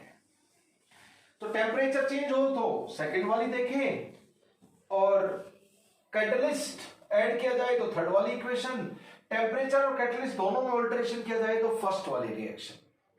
हम एक न्यूमेरिकल कर लेते हैं, very beautiful numerical, that is asked in IIT JEE previously, very beautiful numerical, I just love it, you will also fall in love with this numerical, yes I am sure 100%। तो बच्चों, at 500 Kelvin hydrogenation of alkene एक chemical reaction है जिसकी हम बात कर रहे हैं। उस रिएक्शन को 500 केल्विन पे करवाएं तो रेट ऑफ रिएक्शन R1 बोल देते हैं। उसी रिएक्शन को अगर हम 400 केल्विन पे करवाएं and catalyst is added, then rate of reaction R2 है। यहां पे क्या, टेम्परेचर कम किया तो रेट कम हो जाना चाहिए, लेकिन कैटलिस्ट ऐड कर दिया, कैटलिस्ट मतलब पॉजिटिव कैटलिस्ट, तो रेट R2 की value such that R2 is equal to R1 and catalyst is added which decrease activation energy by 20 kilojoule per mole. Decrease activation energy by 20 kilojoule per मोल। तो यहाँ पे temperature भी change किया और catalyst भी add कर दिया, रेट ऑफ रिएक्शन पहले के बराबर ही रही, R1 is equal to R2। तो आपको बताना है what is activation energy of forward reaction, what is activation energy of forward reaction in presence of catalyst. Options of catalyst में activation energy of forward reaction क्या है और presence of catalyst में activation energy of forward reaction क्या है, ठीक है। और ये रेट है, डेफिनेटली फॉरवर्ड रिएक्शन के रेट है, मैंने बोला रेट ऑफ रिएक्शन बोले, रेट कांस्टेंट बोले, इक्विलिब्रियम कांस्टेंट बोले, एक्टिवेशन एनर्जी बोले, एक्टिवेशन एनर्जी ऑफ रिएक्शन मतलब activation energy of forward reaction, rate constant of reaction मतलब rate constant of forward reaction, right. By default ऐसा आपको हरदम लेकर चलना है। Let us do this beautiful numerical asked by IIT। देखो बच्चों, टेम्परेचर और कैटलिस्ट का इंपैक्ट तो के ऊपर आता है। रेट क्या होता है, के कॉन्सेंट्रेशन, यहां पे टेम्परेचर और कैटलिस्ट का इंपैक्ट से के चेंज होता है, इसलिए आर चेंज होता है। कॉन्सेंट्रेशन वगैरह के बारे में कुछ भी नहीं बोली तो हम चेंज करेंगे भी नहीं, बाकी सब पैरामीटर हमने अराउंड 8 to 10 फैक्टर्स देखे थे, around 10 factors affecting rate of reaction, और रेट कांस्टेंट को बस 3 फैक्टर थे, chemical reaction given balance chemical equation, temperature and catalyst, बस 3 ही फैक्टर है। बाकी कॉन्सेंट्रेशन हो गया, बहुत सारी चीजें और भी है रेट ऑफ रिएक्शन को इंपैक्ट करने वाली, तो बाकी सब फैक्टर हम सेम रखेंगे, बस टेम्परेचर और कैटलिस्ट हम। तो अगर के रेट ऑफ रिएक्शन अगर आपका बराबर है तो रेट कांस्टेंट भी बराबर रहेगा। यहां पे ले लेता हूं, this is your T1 temperature and this is your T2 temperature. बताओ, कैटलिस्ट डालेंगे तो एक्टिवेशन एनर्जी चेंज होगी, ए और ईए में ईए चेंज होता है, और टेम्परेचर चेंज करूंगा तो टी चेंज होगा। K is equal to A e raise to power minus E A by R T.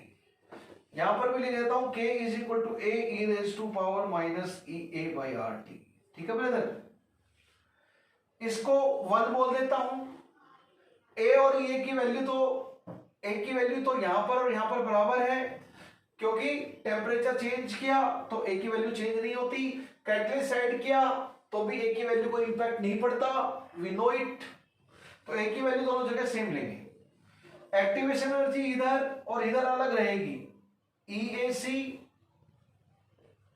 हो जाएगा, इधर EA हो जाएगा।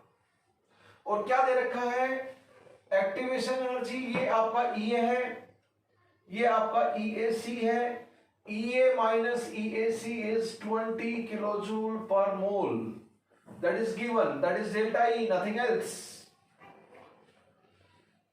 EA बाई RT और T की वैल्यू T1 है, यानी कि 500 केल्विन, T की वैल्यू कितनी है 500 केल्विन, राइट, इक्वेशन 1।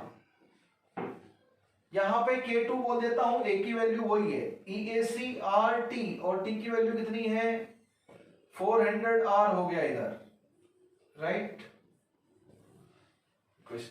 क्या बोला है, दोनों में रेट बराबर है, रेट बराबर है तो रेट कांस्टेंट भी बराबर होगा, क्योंकि जितने टाइम K चेंज होगा उतने ही टाइम R चेंज होगा। कैटलिस्ट और टेम्परेचर का इंपैक्ट तो K के इधर आता है, अभी हम देखा, तो दोनों का रेट भी बराबर है तो रेट कांस्टेंट भी बराबर होगा, hence 1 is equal to 2 as given in the question.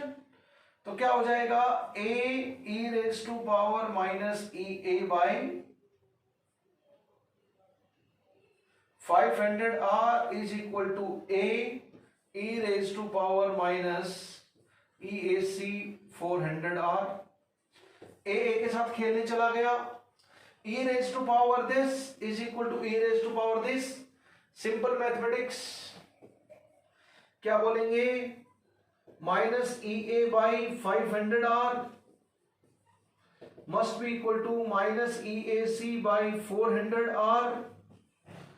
ये बराबर है तो इनकी पावर को e raised to power something is equal, that means something जो पावर में है वो भी इक्वल होनी ही पड़ेगी. माइनस माइनस के साथ खेलने चला गया, आर आर के साथ खेलने चला गया, 2 जीरो के साथ 2 जीरो खेलने चला गया. एक्टिवेशन एनर्जी पूछी है तो एक्टिवेशन एनर्जी को हम नहीं डिस्टर्ब करते हैं. EA डिवाइड बाई 5, आर तो हो गया, उड़ गया.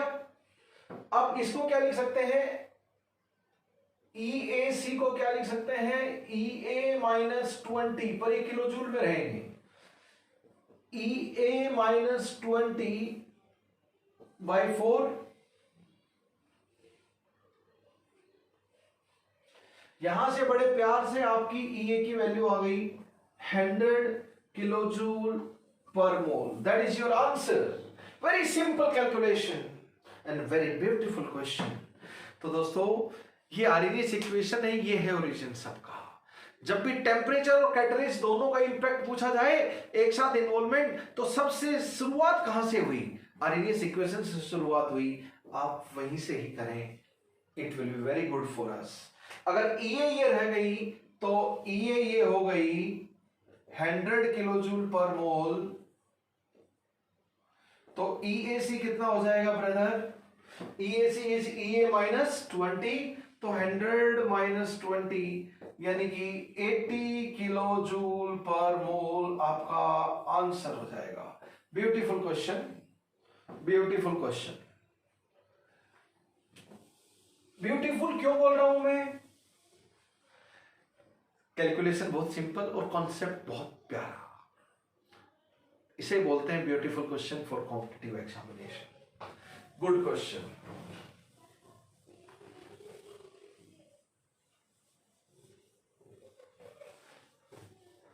Let us do one more numerical. For a particular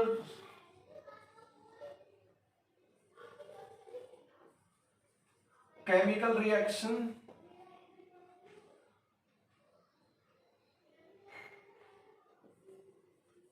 rate constant की यूनिट मिनट इनवर्स में दे रखी है, इज 5 माइनस 200 बाई टी, यानी कि rate constant function of time दे रखा है. तुरंत क्लिक करना चाहिए कि rate constant function of time chemistry में आज तक एक ही जगह पढ़ा है आपने, आर्हेनियस इक्वेशन.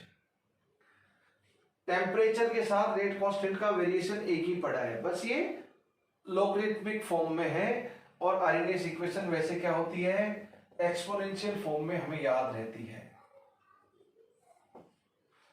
टेम्परेचर का रेट कांस्टेंट के साथ रिलेशन यही है. ओके, ये है. तो आपको सबसे पहले बताना है what is activation energy of reaction. Second question, what is pre exponential factor, या फिर बोलेंगे maximum value of rate constant. अच्छा, सबसे पहले बता सकते हो इस पूरे गिवन इंफॉर्मेशन को देखकर what is the order of reaction. देखो इधर के की यूनिट क्या दे दी, टाइम इनवर्स. के की यूनिट टाइम इनवर्स देते ही तुरंत आपको चमक जाना चाहिए कि ऑर्डर ऑफ रिएक्शन इज 1, क्योंकि रेट कांस्टेंट की यूनिट टाइम इनवर्स सिर्फ फर्स्ट ऑर्डर में ही होती है. And third,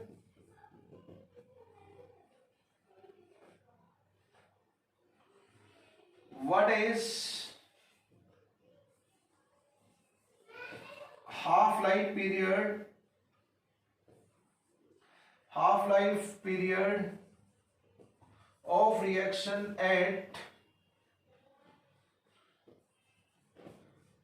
200 Kelvin. What is half-life of reaction at 200 Kelvin? Like this.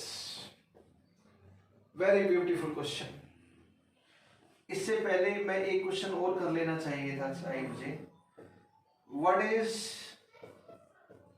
rate constant of reaction at 200 kelvin. बहुत ही ऐसे क्वेश्चन आईआईटी में previously पूछे जा चुके हैं, but I have taken simple calculation for your convenience. Calculation हमारे लिए important नहीं है दोस्तों, हमारे लिए इंपॉर्टेंट है कॉन्सेप्ट। तो the same thing that beauty is introduce in this question. देखो ये मैपिंग वाला क्वेश्चन है, क्या तो भाई आरएनएस इक्वेशन एक्सपोनेंशियल। सबसे पहली चीज तो ये क्लिक करनी चाहिए कि ये आरएनएस इक्वेशन के ऊपर न्यूमेरिकल है, ये टेम्परेचर है, ये रेट कांस्टेंट है, तो effect of temperature on rate constant, effect of catalyst on rate constant और rate of reaction Arrhenius equation में तो पढ़ा है आपने, और कहां पढ़ा है? यस और नो? टेम्परेचर कोफिशिएंट के कॉन्सेप्ट को छोड़कर वहीं पढ़ा है बस। ओके, मैथमेटिकल रिलेशन एक ही देखा है, ये मैथमेटिकल रिलेशन है, तो we need not to think about other things because we have no possibilities to think. पर ये क्लिक नहीं करेगा कि भाई आरएनएस इक्वेशन का क्वेश्चन है, तो पंगा है। Okay, K is equal to A e raised to power minus EA by RT। जय बजरंग बली। नेचुरल लॉग ले लीजिए बिंदास। ओ ओ ओ ओ ओ ओ। अब नेचुरल लॉग को कॉमन लॉग में कन्वर्ट कर लीजिए, क्योंकि ये तो कॉमन लॉग है। तो इसको क्या लिखेंगे? 2.303, यही चेंज कर लेते हैं, 2.303 लॉग। इसको भी क्या लिख लेंगे? 2.303 लॉग। क्या करो? 2.303 से बटे में लगा दो। बटे में मतलब बच्चों भाग दे दो। 2.303 डिवाइड बाय आ गया टी हो गया, राइट। अब तो बस आपको मैप करना है लॉग के, ये लॉग ए और ये हो गया आपका माइनस साइन। अगर हम अलग छोड़ दें तो ये इसके साथ मैच कर जाएगा, राइट। जस्ट मैपिंग वाला क्वेश्चन। तो log 10 base a is equal to 5, तो a is equal to 10 raise to power 5। Unit में कैसे लिखूंगा भाई? जो k की यूनिट वही a की यूनिट, k की यूनिट मिनट इनवर्स है, तो a की यूनिट ऑटोमेटिकली मिनट इनवर्स में होगी इस रिलेशन में, obviously. Unit of k is equal to unit of a, we know. तो k is equal to a, second part हमारा हो गया। थर्ड, माइनस साइन तो मैंने हटा दिया, तो माइनस के बगैर है इधर 2.303 t is equal to 200 by T. Just remove T, तो एक्टिवेशन एनर्जी कितनी आ गई बच्चों? एक्टिवेशन एनर्जी इज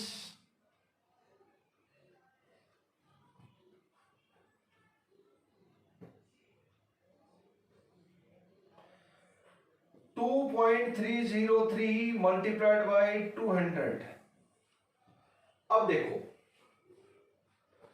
ये वैल्यू बाय डिफॉल्ट हम k is equal to A e raise to power E A by R T, ये value हम by default किस में मानेंगे?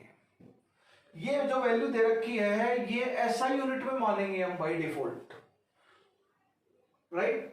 एसआई यूनिट में मानेंगे हम बाय डिफॉल्ट, क्योंकि इसकी तो ओवरऑल कोई यूनिट है नहीं, इसकी भी यूनिट नहीं है, इसकी भी ओवरऑल कोई यूनिट होगी नहीं। तो ई ए और आर, इसकी ये वैल्यू कुछ सीमित होगी, तो एसआई यूनिट मानेंगे तो ये किस में आ जाएगी? जूल में आ जाएगी, joule per mole per kelvin by default. Otherwise R की फॉर्म में दिया हुआ होता तो हम किसी भी यूनिट में कन्वर्ट कर सकते थे, डायरेक्टली आर की वैल्यू से ही अभी भी कन्वर्ट कर सकते हैं। तो ई ए की वैल्यू आ गई।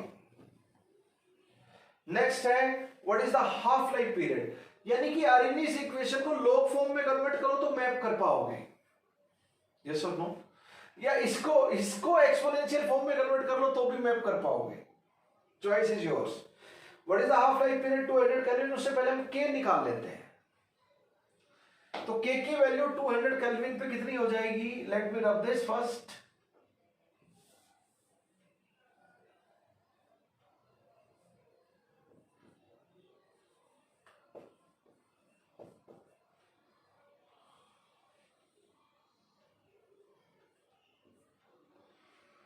What is the value of के? यहाँ पे टी पुट करो, क्या आएगा? के पुट करो, टी आएगा, बिंदास, रिलेशन दे रखा है। तो 200 केल्विन टी की वैल्यू दे दी, तो के की वैल्यू पूछा है। यहाँ पे 200 केल्विन पुट कर दीजिए, ये 4 आ गया, तो के की वैल्यू कितनी आ गई? 10⁻⁴ मिनट इनवर्स। कब? 200 केल्विन के ऊपर। कब? 200 केल्विन के ऊपर 10⁻⁴ मिनट इनवर्स। ये आ गई के की वैल्यू आपकी। अब के की वैल्यू आ गई तो हाफ लाइफ पीरियड भी आ गया।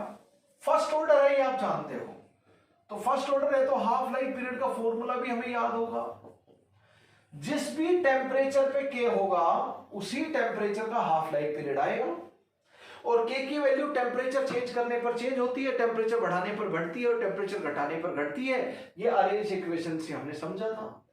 तो किसी पर्टिकुलर टेम्परेचर पे के की वैल्यू पर्टिकुलर, यानी कि हाफ लाइफ पीरियड भी हमने बहुत पहले बात की थी कि half life period first order reaction का सिर्फ के ऊपर डिपेंडेंट है, और के टेम्परेचर और कैटलिस्ट के हिसाब से चेंज होता है और नेचर ऑफ रिएक्शन के हिसाब से। तो के की वैल्यू जिन जिन चीजों के ऊपर डिपेंड होगी, हाफ लाइफ पीरियड भी nature of reaction, temperature, catalyst, इन सब के हिसाब से चेंज होगा, राइट? ओके, 0.693 बाय के की वैल्यू पुट कर दीजिए आप यहां से 10⁻⁴, तो ये आपका आंसर आ जाएगा हाफ लाइफ पीरियड का। के की वैल्यू मिनट इनवर्स में है तो ये अपने आप मिनट्स में आ जाएगा, नो डाउट अबाउट इट, क्योंकि ये मिनट इनवर्स में तो ये मिनट में आना, ये सेकंड इनवर्स में तो सेकंड में, ये टाइम इनवर्स में तो वो यूनिट टाइम की इधर आएगी हाफ लाइफ पीरियड की। And that is very beautiful question in fact with easy calculations. तो दोस्तों इस क्वेश्चन से हमने क्या सीखा कि कभी कभी एक्सपोनेंशियल फॉर्म की बजाय लॉगरिथमिक फॉर्म में एक्सप्रेशन दिया हुआ होता है, तो हमें मैपिंग करके क्वेश्चन करना होता है। इस तरह का क्वेश्चन आपको काफी बार न्यूमेरिकल में मिलेगा। तो just take log, natural log या फिर कॉमन लॉग, जो भी आपको लेना है वो डिपेंड अपॉन एक्सप्रेशन कैसे दे रखा है उस हिसाब से। अलग अलग टेम्परेचर के हिसाब से के अलग अलग होगा, इसलिए हाफ लाइफ पीरियड और T 75% what ever be first order reaction का टेम्परेचर के हिसाब से चेंज होगा, क्योंकि फॉर्मूला होता है 0.693 divide by K is equal to T half, और के टेम्परेचर के साथ चेंज होता है तो हाफ लाइफ पीरियड भी अलग अलग टेम्परेचर पे उसी रिएक्शन का अलग अलग होगा। ओके, एक और देख लेते हैं, फिर हम रिवर्सिबल रिएक्शन देखेंगे। Just help me to draw these diagrams. ये ऑब्जेक्टिव में आपको पूछेंगे, यहां पे k वर्सेस t है, यहां पे ln k वर्सेस 1/t है। ये डायग्राम हम केमिकल इक्विलिब्रियम में ऑलरेडी बना चुके हैं। ln k की बजाय यहां पे कॉमन लॉग ले लेते हैं, log k वर्सेस 1/t है। देखो इक्वेशन क्या होती है, k is equal to a minus A by R T. आप लोग जानते हैं कि यहां से t बढ़ने पर k बढ़ता है और रेट ऑफ रिएक्शन भी बढ़ता है, that we know before it. बताओ जब t की वैल्यू 0 होगी तो e की पावर क्या हो गई, e की power minus infinity which is equal to 0। जब t की वैल्यू 0 होगी तो EA बाई आर टी क्या हो जाएगा, इंफिनिटी। तो ये माइनस इंफिनिटी हो गया, हेंस ये 0 हो गया पूरा। जब t इज इक्वल टू 0 हुआ तो 0, hence k is equal to 0। Graph यहां से स्टार्ट होगा और आप देखोगे कि ये इंक्रीजिंग ग्राफ है, दिस इज इंक्रीजिंग ग्राफ। ये ग्राफ आईआईटी में ऑलरेडी पूछा जा चुका है, जे एडवांस में ऑलरेडी पूछा जा चुका है क्वेश्चन। अब देखो ये हम बिगिनिंग में आ रहे हैं इस इक्वेशन से, आप t बढ़ता है तो रेट कांस्टेंट भी बढ़ता है, t घटता है तो रेट कांस्टेंट भी घटता है। ये कंक्लूड कर चुके हैं at the very beginning of discussion और एनालिसिस ऑफ आर्हेनियस इक्वेशन। उसी के एनालिसिस, उसी के जस्ट निटी-ग्रिटी जब हमने डिस्कस की थी स्मॉल थिंग्स अबाउट, तभी हमने डिस्कस कर लिया था एक पॉइंट कि टेम्परेचर बढ़ने पर आईआईटी ने जो ऑप्शन दिए थे वो इतने आसान थे कि एक ही ऑप्शन ऐसा था जिसमें ग्राफ बढ़ रहा था, कर्वेचर में, स्ट्रेट लाइन में नहीं बढ़ रहा था। स्ट्रेट लाइन तो हो ही नहीं सकता भाई, ये एक्सपोनेंशियल ग्राफ है, स्ट्रेट लाइन कैसे हो सकता है? y is equal to mx plus c की इक्वेशन नहीं है। कोई भी ग्राफ किसी इक्वेशन से बनता है, तो इस इक्वेशन से बनेगा, राइट। स्ट्रेट लाइन तो हो ही नहीं सकता। अब क्या तो ये हो जाएगा आपका कॉनकेव अप या फिर हो जाएगा कॉनकेव डाउन, ऊपर वाला इंक्रीजिंग में। अब ये हम कैसे देखते हैं, dk बाई dt देखेंगे, पॉजिटिव आया तो ग्राफ तीन तरह हो सकते हैं, concave down, concave up and straight line किसी भी तरह से पॉजिटिव मतलब इंक्रीजिंग होंगे। अगर डबल डेरिवेटिव भी आपका पॉजिटिव है तो ये कॉनकेव अप हो जाएगा, यानी कि ये वाला ग्राफ हो जाएगा। ये आप देख सकते हो, क्योंकि एक्टिवेशन एनर्जी की वैल्यू इस तरह होती है कि डबल डेरिवेटिव इसका पॉजिटिव आ जाता है। This is I am talking about mathematical background, ये खुद आप सोच सकते हो। ओरिजिन से ग्राफ पास होगा, ये तो हमने पहले डिस्कस कर लिया, t इज इक्वल टू 0 पे। जब t is equal to infinity पे होगा, जब t is equal to infinity होगा, टेंड्स टू इन्फिनिटी होगा वैसे, तो बताओ EA बाई RT कितना हो जाएगा, टेंड्स टू 0, ये टेंड्स टू इन्फिनिटी होगा, तो A multiplied by 0 is 0, tends to 0 रहेगा आपका, sorry e raise to power 0 is 1, e raise to power 0 is 1। जब t क्या रहेगा, इन्फिनिटी रहेगा, तो ये क्या रहेगा 0, e रेज टू पावर 0 1, तो k की वैल्यू क्या आ जाएगी 1 के बराबर। तो ये मैक्सिमम k की वैल्यू किसके बराबर रहेगी, 1 के बराबर रहेगी जब टेम्परेचर इन्फिनिटी पे जाएगा, बिकॉज k की वैल्यू मैक्सिमम 1 के बराबर ही होती है, हम लोग जानते हैं। ये ग्राफ आ गया, इसके regarding we have discuss certain points. ये ग्राफ ऑलरेडी पूछा जा चुका है। ln k वर्सेस t, कोई भी ग्राफ कब बनता है, जब इक्वेशन होनी चाहिए तो ग्राफ बन जाएगा। अब k नहीं चाहिए मुझे, ln k चाहिए। भाई टेम्परेचर के साथ रेट कांस्टेंट का वेरिएशन तो आर्हेनियस इक्वेशन से ही होगा ना। अब ये चीज आपको चमकनी चाहिए कि ग्राफ पे आर्हेनियस इक्वेशन यूज करनी पड़ेगी, क्योंकि कोई भी ग्राफ किसी इक्वेशन और मैथमेटिकल रिलेशन की हेल्प से ही हम लोग बनाते हैं। तो क्या हो जाएगा, दोनों तरफ ln ले लो, तो ln k is equal to ln a minus EA by R 1 by t को मैं सुंदर तरीके से अलग लिख लेता हूं। ये मेरा x है, ये मेरा y है, बल्ले बल्ले, y is equal to mx। तो ये मेरी एक्टिवेशन एनर्जी हो गई, तो स्लोप मेरा नेगेटिव हो गया ln a की वैल्यू अगर 1 है तो ln a 0 हो जाएगा, तो y इंटरसेप्ट 0। नेगेटिव स्लोप है तो गिरती हुई लाइन होगी, 0 से नेगेटिव स्लोप मतलब ऐसे जाएगा ग्राफ। और a लेस देन 1 है, जो जनरली नहीं होता, पर यूनिट के ऊपर डिपेंड करता है। तो a लेस देन 1 है तो y इंटरसेप्ट नेगेटिव होगा, और फिर नेगेटिव स्लोप तो ऐसा जाएगा। जब a ग्रेटर देन 1 होगा तो क्या होगा, ln a यानी कि पॉजिटिव होगा, if a greater than 1 in that case only. तो ln a पॉजिटिव होगा तो पॉजिटिव y इंटरसेप्ट होगा, c is positive and slope is negative. What I mean to say, generalise graph a greater than 1 होता है तो मैं general उसके हिसाब से बना रहा हूं। 0, c क्या होगा ln a, tan थीटा की वैल्यू क्या हो गई minus EA by RT, EA by R, right. ये आपकी एक्टिवेशन एनर्जी होगी। यहां पे मैंने क्या किया है, log k वर्सेस, तो इस ln को log में कन्वर्ट कर लो बस, मैं डायरेक्टली लेता हूं। log k क्या आ जाएगा brother, log a minus EA divide by 2.303 R 1 by t, ये आ जाएगा आपका, ठीक है। x हो गया, ये y हो गया, comparing with y is equal to mx, ये x हो गया, स्लोप क्या हो गया आपका नेगेटिव हो गया, y इंटरसेप्ट आपका पॉजिटिव नेगेटिव 0 कुछ भी हो सकता है, आप लोग जानते हैं। ये आपका y हो गया, y इंटरसेप्ट जनरली पॉजिटिव ही लो, स्लोप नेगेटिव, तो इस बार ग्राफ ये हो जाएगा। tan थीटा की वैल्यू चेंज हो गई बस, माइनस EA बाई R की बजाय 2.303 R आ गया डिनोमिनेटर में, R की बजाय, इतना ही फर्क है स्लोप का। 0, c, और c क्या है इस बार, कॉमन लॉग का, कॉमन लॉग ऑफ a, ये हो गया। तो log a की वैल्यू ये हो गई। ग्राफ में फॉर एग्जांपल ये 5 दे देते हैं, तो log a is equal to 5, directly objective में इस तरह आपको करना पड़ेगा, माइनस EA डिवाइड बाई, आपको क्या करेंगे ऑब्जेक्टिव में, आपको 2 पॉइंट दे देंगे स्ट्रेट लाइन में, क्या x1 y1 NX2Y2 और आपको एक्टिवेशन एनर्जी पूछेंगे तो क्या करोगे, Y2 माइनस Y1 बटे में X2 minus X1 is equal to minus EA divide by 2.303 R। तो यहां से एक्टिवेशन एनर्जी आप निकाल सकते हो बड़े प्यार से। तो ये तीन ग्राफ बड़े कॉमनली रेट कांस्टेंट का इफेक्ट ऑफ टेम्परेचर के ऊपर पूछते हैं। Very very commonly they will ask these three graphs, no doubt about it. तो दोस्तों effect of temperature and catalyst on rate constant of reaction we have scene.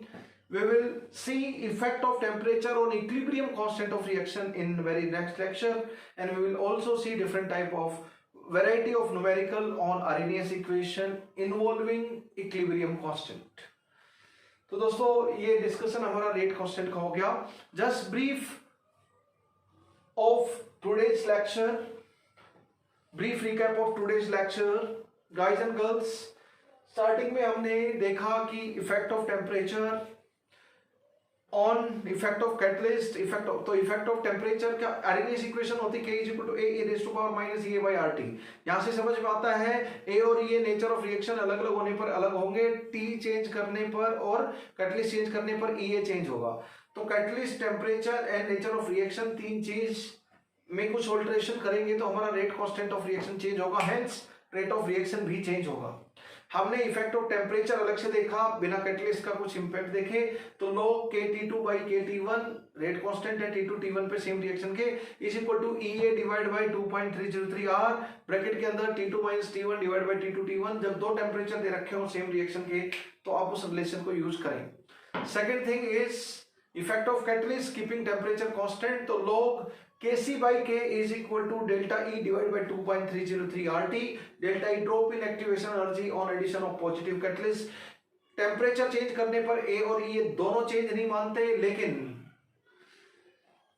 Catalyst add करने पर हम A change नहीं करते, लेकिन EA activation energy forward backward reaction की दोनों की पॉजिटिव कैटलिस्ट ऐड करने पर ड्रॉप हो जाती है और नेगेटिव कैटलिस्ट ऐड करने पर एक्टिवेशन एनर्जी बिना कैटलिस्ट के कंपैरिजन में बड़ी वैल्यू होती है कैटलिस्ट के साथ in case of negative catalyst. तो ये हमने देखा, ड्रॉप इन एक्टिवेशन एनर्जी होगी activation energy without catalyst minus activation energy with catalyst. Delta H of reaction होता है EF माइनस EB और EFC minus EBC, that we have discuss in this very lecture. हम लोगों ने numerical application भी देखे, जब भी टेम्परेचर और कैटलिस्ट दोनों का इंपैक्ट देखा जाए किसी न्यूमेरिकल में तो डायरेक्टली जो ओरिजिन है आरएनएस इक्वेशन जिससे सारे डेरिवेशन किए हैं उसका इस्तेमाल करें। K is equal to A, we have done one question that is on effect of catalyst as well as effect of temperature variation, hydrogenation alkene wala, that was asked by IITG earlier। So दोस्तों let us stop here, keep smiling, keep rocking, जय हिंद जय Bharat. And आप जैसे video देख रहे हो तो ये वीडियो आप अपने फ्रेंड्स में बोलें कि ये सब्सक्राइब करें, it will be very helpful for them. it has very good content in comparison of all the sources generally available online। तो आपको कंटेंट बहुत अच्छा लगेगा और आपको बहुत इजाफा होगा आपकी नॉलेज में। that will be great tool, it is a social cause and social welfare। तो for the social cause please share with your friends, let them subscribe the channel and take advantage of it and let help them to their own friends further on।